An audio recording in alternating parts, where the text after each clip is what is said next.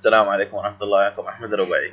راح أتكلم حلقة اليوم عن طريقة معرفة IP النانو ستيشن. مثل ما تعرفون بعد تنصيب النانو ستيشن من قبل صاحب البرج أو من قبلك، راح تقوم بتغيير IP حتى ما يصير اختلاط داخل البرج أو أحد يفوت بالغلط ويغير شيء عندك بالنانو ستيشن.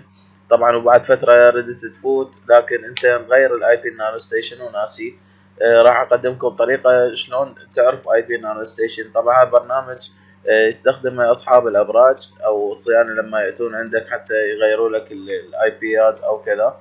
طبعا برنامج سهل جدا بالاستعمال، لكن يحتاج إلى جافا ران تايم، وجافا ران تايم دائما يكون موجود عندنا بالكمبيوترات. إذا ما موجود عندنا فهو اسمه جافا ران تايم. بالبداية لازم تتأكد إنه كيبل الشبكة عندك شغال، يعني اتصال اللان.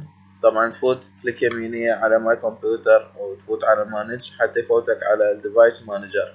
بعد ما فتت على الديفايس مانجر تشوف عندك النتورك ادابترز.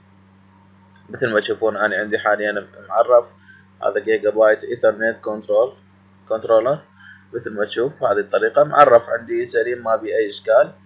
حاليا عندك انت محولة النانو ستيشن بها كابل رايح للراوتر حتى يبث اشارة، فاحنا نشيل الكابل من الراوتر ونخليه على الكمبيوتر ونوصله على الكمبيوتر وننتظر تقريبا دقيقة حتى يقوم يعني التوصيل نفسه على الكمبيوتر، وبعدها نفتح البرنامج. برنامج سهل جدا، وراح اقوم بوضع رابط تحميله بالوصف. تابع الفيديو بالدسكريبشن. طبعا دبل كليك طبيعية راح يفتح عندك بهذه الطريقة. بعد ما وصلت انت كيبل الشبكة بالكمبيوتر، يعني اللي نازل من النانو ستيشن رايح للراوتر، وصلته بالكمبيوتر، بعدها تضغط على سكان. انا حاليا ما واصله، ما راح يطلع عندي شيء، لكن هو مجرد ثواني بعد ما توصل الكيبل تكبس سكان راح يطلع لك اسم النانو ستيشن، وراح يطلع لك بهاي خانة الاي بي ادرس حتى تعرف الاي بي الخاص بالنانو ستيشن وتقدر تفوت عليها.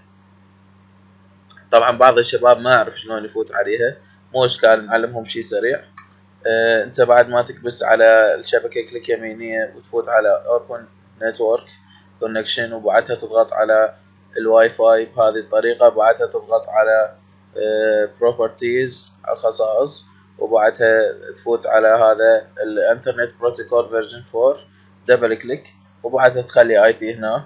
اذا كان النانو ستيشن عندك نهاية مثلا 192.168.1.20، فانت تخلي هنا 192.168.1 مثلا 22 بهذه الطريقة، يعني يكون اكبر رقم او رقمين تخليه بالاي بي.